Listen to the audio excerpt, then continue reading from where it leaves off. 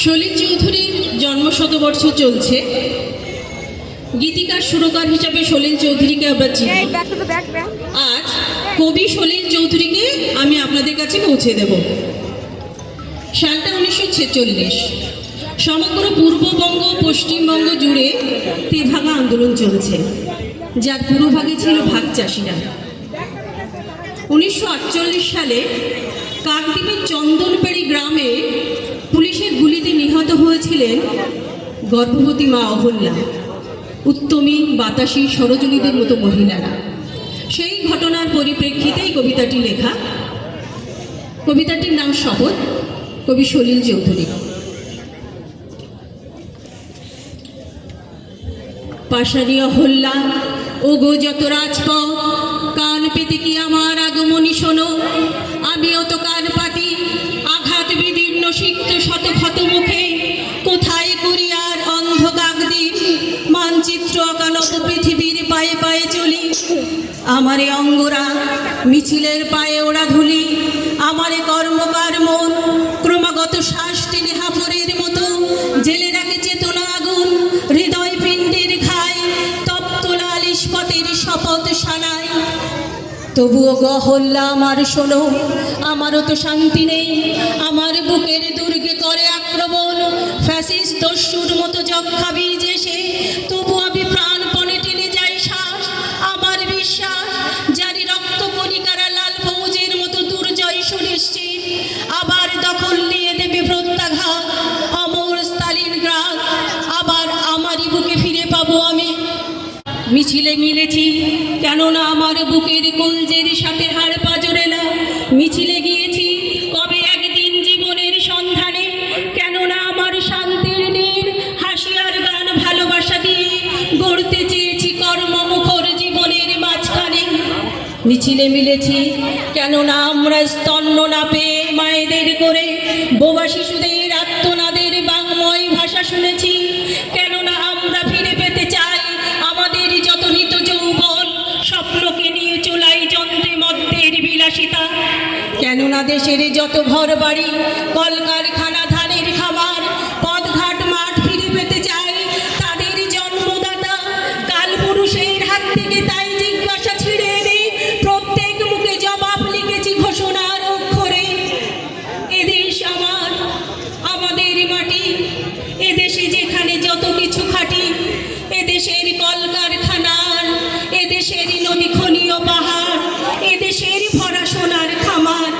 আমাদেরই ভাই, আমাদেরই বোন, আমরাই যারা খাটি।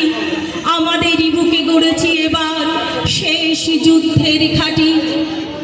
এদেশের প্রতি মায়ের বক্ষে আমারই বেদনা ঝরে। এদেশের প্রতি ভিশুর চোখে আমারই স্বপ্ন মরে। আমারই রক্ত ঝরে কাকদ্বীপে ডোঙা জোড়া মানদহে। ভরদ্বাজের হৃদয় পিণ্ডে আমারই ধমনী বহে। তাই দেশে দেশে যত প্রতিরোধ তারই মাঝে তুলি রক্তের শোক। নানকিং আর প্যারির যুদ্ধে আমরাই সাথে আছি। কাকদ্বীপে মরে আমরা আবার তেলেঙ্গানায় বাঁচি। কাকদ্বীপ শোনো, কাকদ্বীপে সেই চন্দনপেড়ি শ্মশানে যখন আমরা অহল্যামাকে চিতা সজ্জায় তুললাম। আহা, চিতার আগুনে দাও দাও জ্বলা চিতা সজ্জায় যেন কলজে জ্বালিয়ে ফেললাম। কত আশা ছিল প্রাণের ছন্দে, জীবনের গীতিলাস্যে। কত ভাষা ছিল ভ্রূণের স্বপ্নে, শিশুদের কলহাস্যে। একটুকু খেতে ছোট বেড়া ঘেরা গণ্ডির বাধাহারা।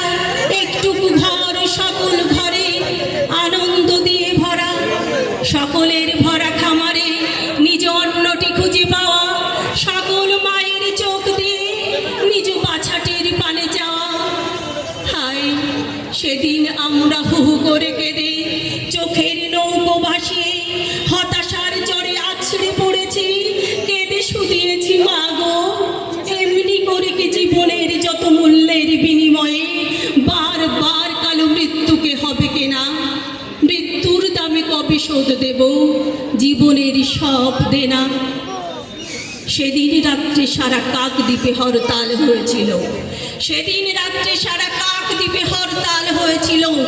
সেদিন আকাশে জল ভরাবে, বৃষ্টির বেতন রুখে দাঁড়িয়েছিল। এই পৃথিবীর আলো বাতাসের অধিকার পেয়ে পায়নি যে শিশু জন্মের ছাড়পত্র, তারই দাবি নিয়ে সেদিন রাত্রে সারা কাক দ্বীপে কোনো গাছে কুড়িরা ফোটেনি, কোনো অঙ্কুর মাথাও তোলেনি। প্রজাপতি যত একদিন সব গুটি পোকা হয়েছিল, সেদিন রাত্রে সারা কাক দ্বীপে হরতাল হয়েছিল।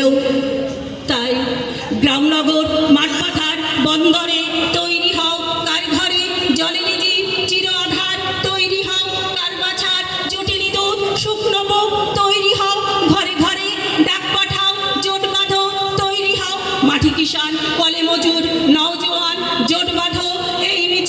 এই মিছিল সব হারার সব পাওয়ার, এই মিছিল প্রতিবার যশোদামার রক্তবীজ, এই মিছিল স্বামীহারা অনাথিনীর রক্তবীজ, এই মিছিল শিশুহারা মাতা পিতার অভিশাপের, এই মিছিল সব হারার সব পাওয়ার, এই মিছিল হও শামিল হও শামিল হও শামিল হও শামিল।